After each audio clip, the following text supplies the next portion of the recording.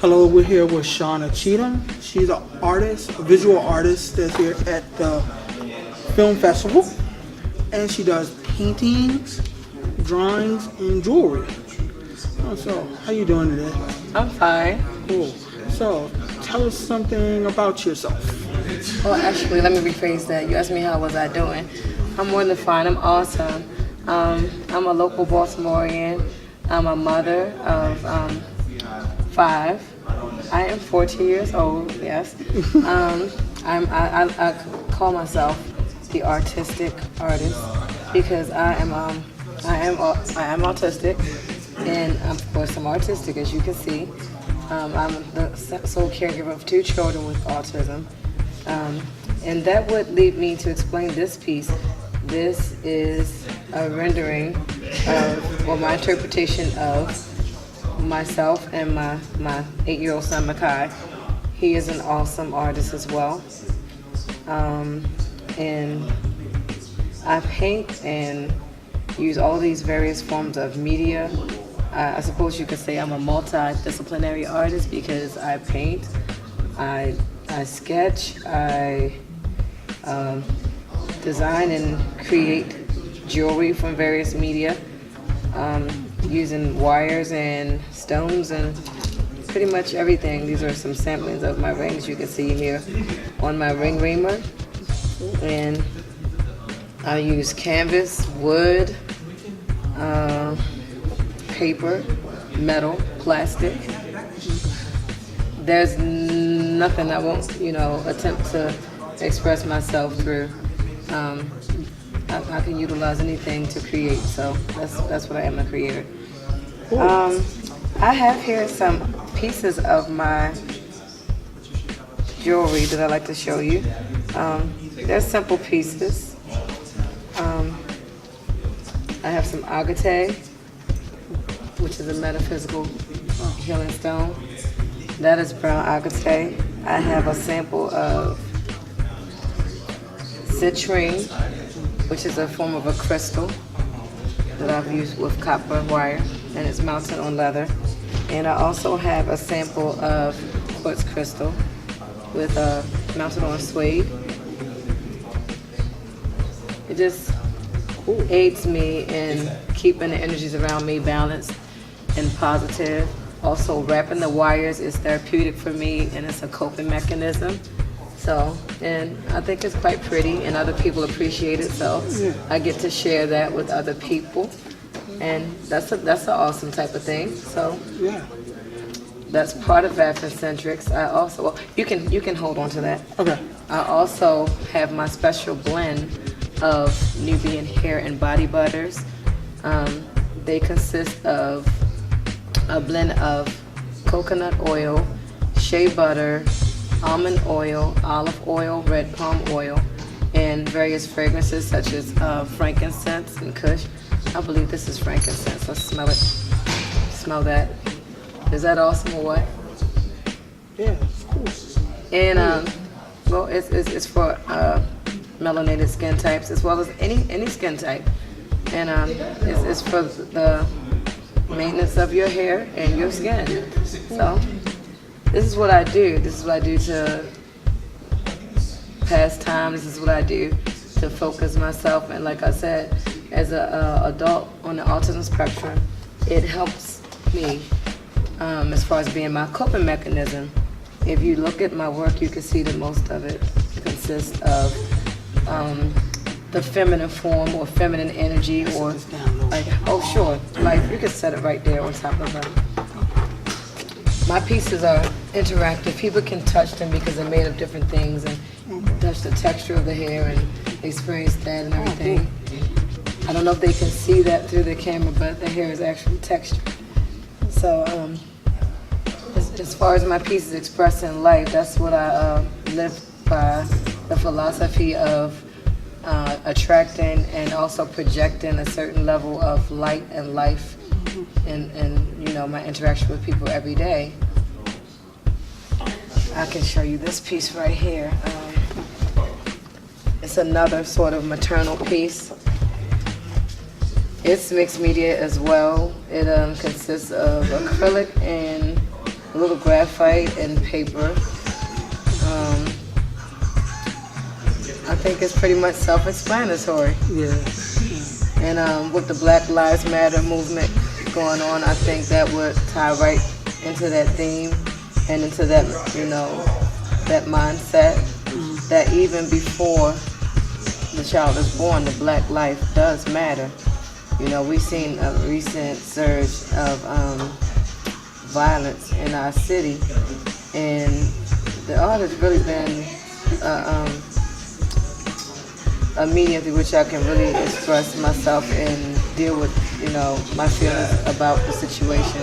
I'm planning on doing some new pieces soon, directly related to the Freddie Gray situation and directly related to the aftermath of the riots and unity that everybody displayed in a peaceful protest. And then what happened after, where the city erupted in violence and senseless violence, and the people losing their children to the streets, to lack of love, lack of light, and lack of life. Black lives do matter, and I'm thankful that I have art as my outlet to express it. So hopefully you'll be seeing more. Yeah, your work is really deep and really powerful. Thank you. I like that you have so much dimension to it also. Thank you. I'm finally starting to share because I'm autodidactic. I've never been to, self-taught. I've never been to an art school. My dream is to go to MICA. I still want to go, and maybe get some more technical skills to implement or enhance my artwork. But like I said, I've never been to school for art, and it's a natural talent. And I was told that it was a crime not to share this. Yeah. And when a friend of mine visited my house and looked at my walls and like, oh my God, this is a gallery. And I'm like, oh, that's just my stuff hanging up there. Yeah. Like, are you crazy? You're sitting on a gold mine. And I'm like, really?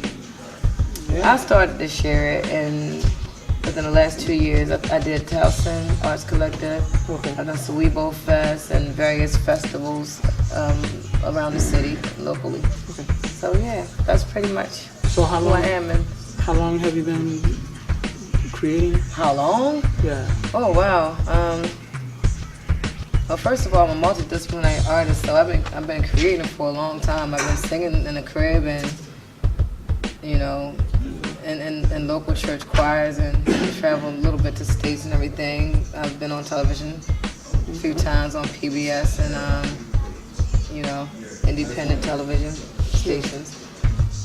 So for as long as I can remember. Okay. I used to get in trouble in class for, I'm the goofy girl sitting in the back drawing on paper and getting books confiscated because, I've absorbed all the information in class, got bored, and started, doodling, and before you know it, I got like 4 pages, like a whole comic series in my, and of course the teacher would grab it and toss it out, but they didn't know any better. Yep. They didn't know any better, so, See, kids, doodling pays off. Right. Nobody can hold me to saying that quote, even though it's recorded, but I don't know, I just gotta say it. Yeah, hey, seriously though, you're following your path. Exactly, because I think that for a long time, I had lost myself in trying to assimilate into what another person's idea of who I should be was.